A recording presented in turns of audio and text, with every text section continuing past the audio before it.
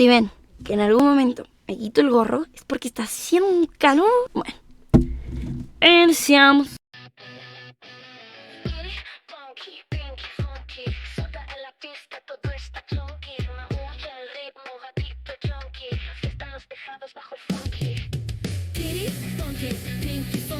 Rompiendo cuerdas, un sonido monkey. Violín, chilla, batería hasta junkie. Baila, brinca, energía funky.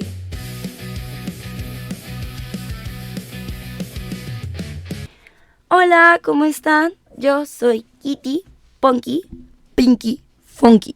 Y bienvenidos a este video. Yo creo que vamos a estar hablando de un tema súper interesante que a mí me explotó la cabeza muchísimo cuando lo comencé a leer, porque la historia no es tan sencilla como nos la han contado, y cuando uno se pone a investigar, a entender qué fue lo que sucedió, cambia mucho la perspectiva de todo lo que has escuchado en la vida en general. Bueno, sin más preámbulo, iniciemos. La droga es el producto ideal, la mercancía definitiva. No hace falta literatura para vender. El cliente se arrastrará por una alcantarilla para suplicar que le vendan. El comerciante de droga no vende su producto al consumidor. Vende el consumidor a su producto. No mejora ni simplifica su mercancía. Degrada y simplifica al cliente. Paga a sus empleados en droga. La droga produce una fórmula básica de virus maligno. El álgebra de la necesidad. El rostro del mal es siempre el rostro de la necesidad total. El drogadicto es un hombre con una necesidad absoluta de droga. A partir de cierta frecuencia, la necesidad no conoce límite ni control alguno. Bueno, ¿te imaginan un México de los años 30 a los 50? ¿Ya se lo imaginaron? Bueno, ahora imagínense a unos refugiados de una guerra, pero no como la que te estás imaginando, una guerra de represión. Estamos hablando de entonces una guerra contra las drogas, donde los refugiados eran Burroughs, Ginsberg, Cassidy, entre otros. Aunque nos cuenten esta historia 1000 veces, todos sabemos que la guerra contra las drogas inicia con Richard Nixon, declarándola oficialmente el 17 de junio de 1971. Pero, ¿qué harías si te digo que las raíces son más profundas? Incluso más absurdas. Wow. Esa historia tan compleja, una historia llena de personajes que poco a poco se desmenuzan para fundirse en algo trafalario, una época llena de rebeldía, de arte y de paranoia sobre todo. Pero, ¿por qué hablamos de México si son los beatniks de Estados Unidos? ¿México se volvió un santuario? No te preocupes, lo iremos resolviendo. Hablaremos de un personaje que tal vez no les suene o crean que no es relevante para contar esta historia, pero claro que lo es. Voy a estarme basando en lo que voy a estar diciendo en el libro Tras el grito del periodista Joan Hari. Harry Hansinger.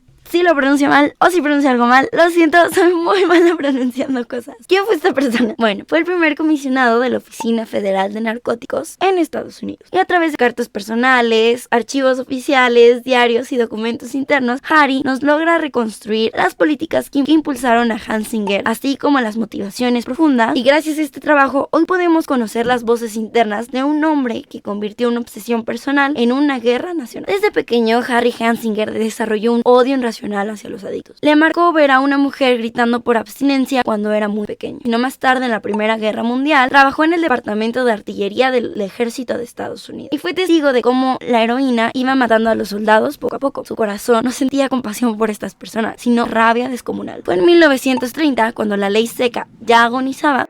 3 años después, sería derogada. Harry asumió el Verdiu Federal de Narcóticos. Comprendió algo muy clave. La prohibición de las sustancias no solo servía para controlarlas, sino también para controlar a las personas. La prohibición del alcohol comenzó a crear un cultivo muy interesante para el crimen organizado. Y Hansinger veía esto como una oportunidad para aplicar el mismo control sobre otras sustancias. Las tensiones generadas por las prohibiciones no han desaparecido, sino que se han transformado.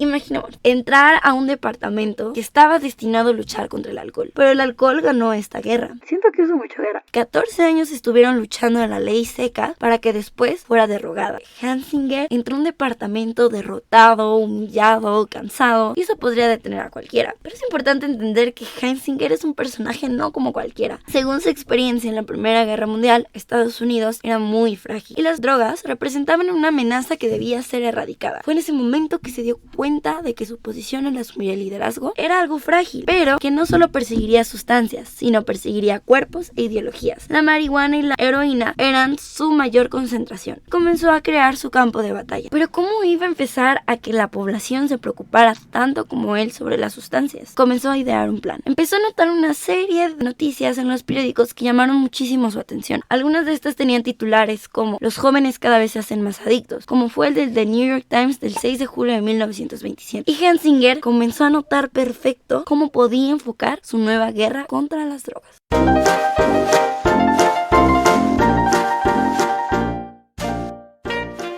Los medios de comunicación jugaron un papel muy crucial. Un caso determinante, un joven llamado Víctor Lacata, cuyo crimen ocurrió en 1927. El chico, de 21 años, originario de Florida, que era un considerado muchacho sensato y bastante tranquilo, comenzó a fumar marihuana. Y luego, poseído por un sueño de marihuana, entonces tomó un hacha y procedió a su madre, a su padre y 3 hermanos. La prensa, incitada por Hunsinger, comenzó a publicar este tipo de historias delirantes sobre la marihuana, con de hecho un sello oficial del gobierno que pues sí decía que era cierto. Lo interesante y casi absurdo de esta historia es que en realidad Harry Hunsinger nunca le dio mucha importancia a la marihuana. De hecho decía que era una molestia menor. Pero fue hasta el caso de Lacata, que lo vio como un chivo expiatorio. Comenzó a cambiar su forma de ver la marihuana radicalmente. Fue perfecto para justificar lo que estaba a punto de hacer. ¿Por qué? ¿Para qué? Basándose en este único testimonio, advirtió a la ciudadanía de los peligros de fumar cannabis. Según él, el consumo de la marihuana llevaba inevitablemente a un estado de ira delirante, seguido de sueños eróticos y la pérdida del pensamiento racional para finalmente caer en la locura. La marihuana comenzó a ser tratada sobre todo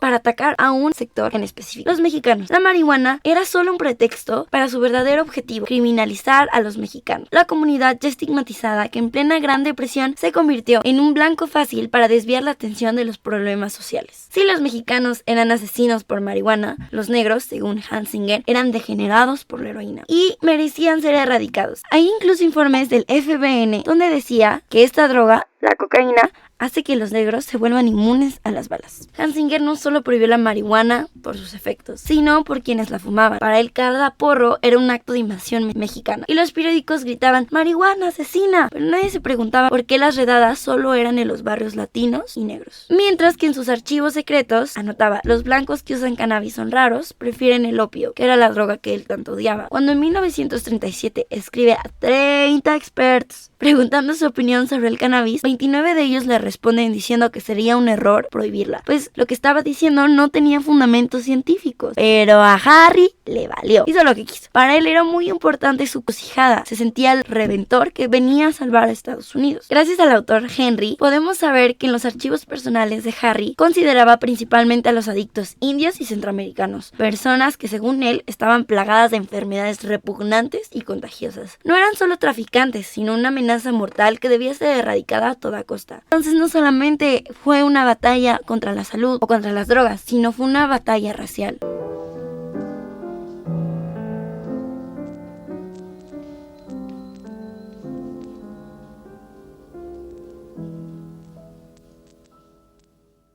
La opresión era sobre todo para los que representaban una libertad o rebeldía. Un claro ejemplo estremecedor es el caso de Billie Holiday, una de las voces más importantes del jazz, que fue perseguida brutalmente por Harry. Pero podemos hacer de que un video entero de la historia de esta mujer, porque es muy impresionante, es muy triste y también es muy loca. Billie, que era una mujer adicta a la heroína, no muere por esta ni por sobredosis, muere encadenada a un hospital, rodeada de guardias, perseguida hasta su muerte por Harry. Por otro lado, el caso Judy Garland, conocida por su papel en El Mago de Oz, era muy conocida por su adicción a la heroína. Las autoridades solo la trataron con indulgencia, recomendándole un descanso y tratamientos médicos, en lugar de las acciones que se tuvieron contra la cantante Billie Holiday. Contrasta marcadamente como la severa persecución que enfrentó Billie Holiday, evidenciando un doble estándar en la aplicación de leyes influenciadas por factores sociales y raciales. La de Billie Holiday no es la única, hay muchísimas más, pero es importante hablar del médico Henry Smith Williams, que de hecho abogaba por políticas de salud pública en lugar de un castigo, un claro ejemplo de cómo funcionaba la opresión y la represión a través de los adictos. Mencionar que antes en Estados Unidos los adictos no eran metidos a las cárceles o se les consideraba criminales,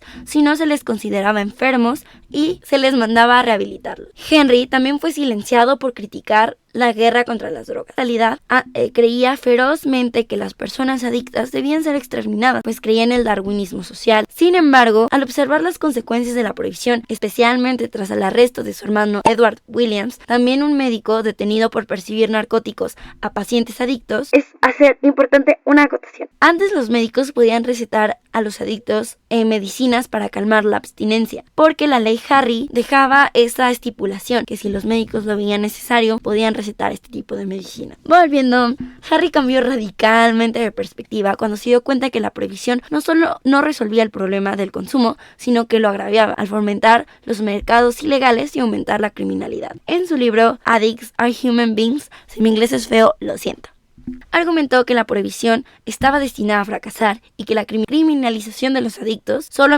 empeoraba la situación. Hay estadísticas que reflejan cómo la prohibición no solo fracasó en su objetivo de eliminar el consumo, sino que también exacerbó los problemas sociales, económicos y raciales, aspectos que Henry Williams intentó destacar en su lucha política, humana, y no solamente Henry, sino un montón de doctores se unieron para decir que estaban en contra de la prohibición de las drogas. Vi las mejores mentes de mi generación destruidas por la locura, hambrientas, histéricas, desnudas, deragándose por las calles negras al amanecer en busca de un colérico pinchazo, cabezas de ángel ardiendo por la antigua conexión paradisiaca con el dínamo de la maquinaria nocturna, quienes pobres y andrajos y ojos cavernosos y elevados se sentaron fumando en la oscuridad sobrenatural de habitaciones de agua fría, flotando sobre la cúspide de ciudades, contemplando jazz. He visto a las mejores mentes de mi generación destruidas por la locura, hambrientas, histéricas, desnudas. Puede que hayas picado este video por error, por aburrimiento o porque te encantan los beatniks, pero en caso de que tú no sepas qué es un beatnik, no te preocupes, lo explicamos. ¿Quién eran estas personas? ¿Quiénes eran estos locos, estos junkies? Beatniks es una generación de escritores, poetas de los años 40 a los 50, aunque sus raíces son de los 20 y los 30. De reglas, le escupieron a la cara de la moral, pues del jazz, las drogas, el budismo y el anticapitalismo. Entre ellos, escritores muy importantes como Jack Kerouac, Allen Ginsberg, William S. Burroughs, que rechazaban los valores tradicionales, exploraban una espiritualidad, una sexualidad a través del uso de las drogas, como forma de liberación. Buscaban experiencias auténticas, una ruptura del conformismo postguerra. Mientras Estados Unidos los tachaba de degenerados, ellos encontraron libertad en México, entre las cantinas de la Merced, heroinómanos, poetas y noches de jazz y marihuana. Kerouac, de hecho, tiene un libro que habla mucho de eso, que se llama On the Road, en el camino. Enviamos a todos los elementos revolucionarios del país nuestro más cariñoso saludo, haciendo votos por la prosperidad de la nación. Es muy importante hablar de qué estaba pasando en México. Bueno, durante los años 40 y 50, el país atravesaba una transformación política muy importante, que moldeó la forma en la que se abordaba el tema de las drogas. Esta transformación no solo tuvo un impacto dentro del país, sino que estuvo marcada por las presiones de Estados Unidos. 30 y 40, México se consolidó políticamente bajo la presidencia de Lázaro Cárdenas, quien llegó al poder en 1934. Lázaro Cárdenas, conocido sobre todo por la nacionalización de la industria petrolera en 1938, que también enfrentó la creciente presión de Estados Unidos para tomar medidas más estrictas. Cárdenas, que de hecho era un líder fuerte socialmente y que tenía ideales de justicia social, sobre todo socialistas, no pudo contra las presiones, y México no pudo evitar la influencia de las políticas y el control sobre las drogas promovidas por Estados Unidos. Entonces, durante los años 40 y 50, Hansinger no se conformó con solo perseguir a los negros y jazzistas en su país. Quería explotar la paranoia, y México fue uno de esos blancos debajo de esta opresión. El Tratado del Opio en 1931, firmado por México, marcó el inicio de una criminalización muy fuerte. La marihuana, de pasar a ser una planta tradicional, comenzó a ser una droga para pobres y criminales. Para los 50, la ley mexicana ya copiaba el manual prescrito por Estados Unidos. Estados Unidos llevó a México a optar medidas más severas contra el consumo de ciertas sustancias, especialmente la marihuana y la cocaína. A nivel social, la marihuana comenzó a ser asociada a la clase baja y con las figuras marginadas, y sirvió para justificar una represión. En México, no sé si les suena un poco esta historia de cómo comenzaron a criminalizar a los sectores más marginalizados. México comenzó a cooptar estas mismas herramientas para castigar el uso de las sustancias. Sin embargo, el gobierno de Cárdenas, quien alienado a la lucha internacional contra las drogas, tenía una postura menos agresiva, que las décadas posteriores trató de equilibrar la represión con medidas de bienestar social. El panorama comenzó a cambiar a partir de los años 50, cuando la política de Estados Unidos en materia de drogas se endureció inclusive más. México se encontraba en una encrucijada: continuar con las políticas del bienestar social, la presión internacional y criminalizar severamente a los consumidores de drogas. En los 50 se intensificó la represión contra las drogas, especialmente con la introducción de leyes como la General de la Salud Pública de 1947, más severas, que buscaban criminalizar a aquellos que la consumieran, no ayudar. Mientras tanto, la influencia de los movimientos sociales en Estados Unidos, como los beatniks, también comenzó a llegar a México. Los jóvenes mexicanos, al igual que sus contrapartes en Estados Unidos, se vieron atraídos por la búsqueda de nuevas formas de expresión a través de las drogas, el jazz y la contracultura. ¿Les suena algo que tanto México como Estados Unidos haya decidido reprimir a los marginalizados? Bueno, con todo esto, el consumo de las drogas en México y la represión asociada a él no solo estaba relacionada con un fenómeno de la salud pública o un crimen, sino con un proceso de control social y cultural donde los jóvenes mexicanos, como los beatniks en Estados Unidos, buscaban un lugar que los rechazaba constantemente.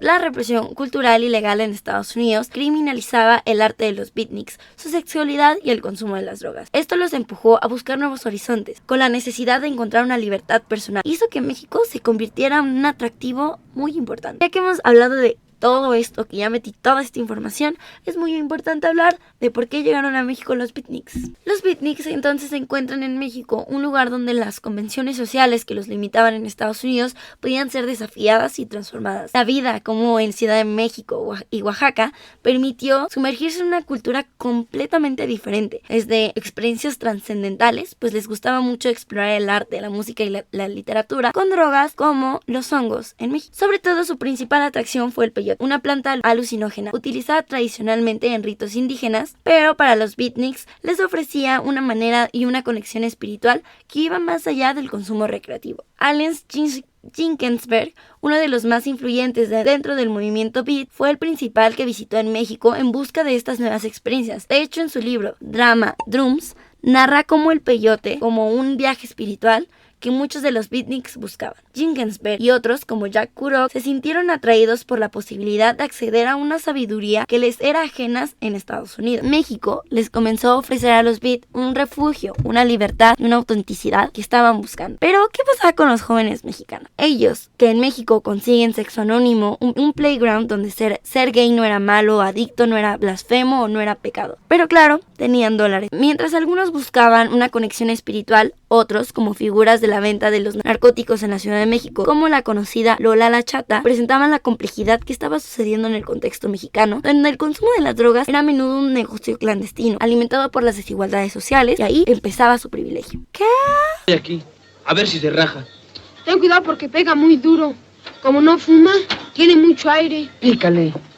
Hermanos, a mí se me cayeron los beatniks cuando comencé esta investigación, pero creo que tiene mucho sentido. Los beats llegan a México buscando una libertad, pero no todos tenían esta misma experiencia. ¿Quiénes escaparon? Pongámoslo a pensar. Blancos como Joan Kerouac, William X. Burroughs y Allen Ginsberg se pasaban por las cantinas y departamentos en la Roma. En cambio, los poetas negros, jazzistas y escritores marginalizados se quedaban atrapados en la represión de Estados Unidos, muchos olvidados, encarcelados o perseguidos por su color de piel o por pertenecer a un movimiento que incomodaba al sistema. En México, la contradicción era muy evidente. Mientras el gobierno arrestaba a campesinos por la marihuana, los beatniks gringos fumaban sin problema. Burroughs escribía Yonki en la Roma, mientras la policía reprimía a los jóvenes locales por lo mismo. Burroughs se emborrachaba en la Merced y hablaba de la pureza de México. No era un paraíso, sino que era un privilegio para ellos. La misma guerra contra las drogas que perseguía a los pobres y a los negros en Estados Unidos les abrió el paso libre en México, no por rebeldes, sino por gringos que vivían su aventura literaria en un país donde la represión también existía, pero con reglas distintas para ellos. Un gran ejemplo de este privilegio es como Burroughs, en 1951, mata accidentalmente a su esposa, Joan Boyem, en una fiesta en México, que a pesar de lo grave de la situación, logra salir sin ninguna una repercusión. Aunque los Beats desafiaban estas normas sociales, su privilegio racial era evidente en México, marcado por la discriminación. Los extranjeros blancos gozaban de un trato distinto. Los locales enfrentaban la represión del gobierno y las dinámicas de clase y raza, que los marginalizaba cada vez más, que fue de hecho lo que los hizo huir a ellos. Por ejemplo, Ginsberg se sabe que pedía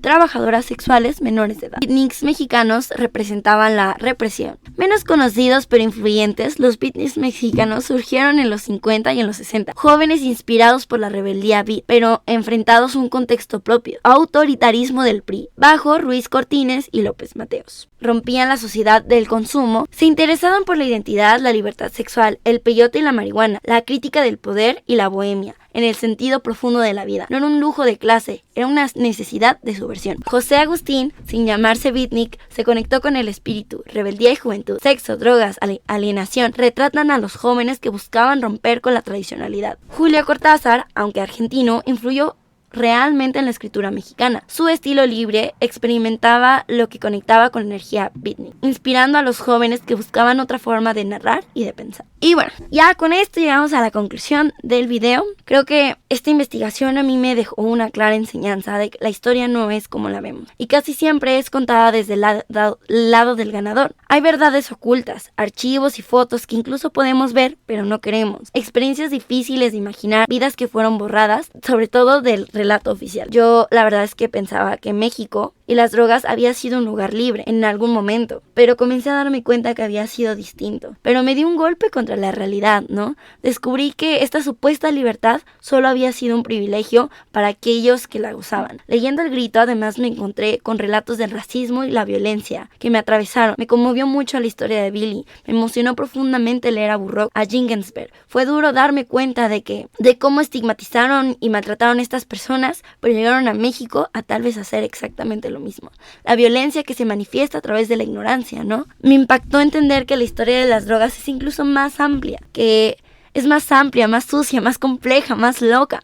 Por ejemplo, algo que no mencioné en este video fue la crisis de la morfina causada por los mismos médicos, y cómo siempre es más fácil perseguir a cómo es más fácil criminalizar aquello que no entendemos, como lo fueron los beatniks, como fue a los jóvenes mexicanos que eran escritores y no eran blancos. La guerra contra las drogas no solo fue eso, sino sigue siendo una guerra de poder, una guerra de control y de exclusión. Y ya, eso es todo.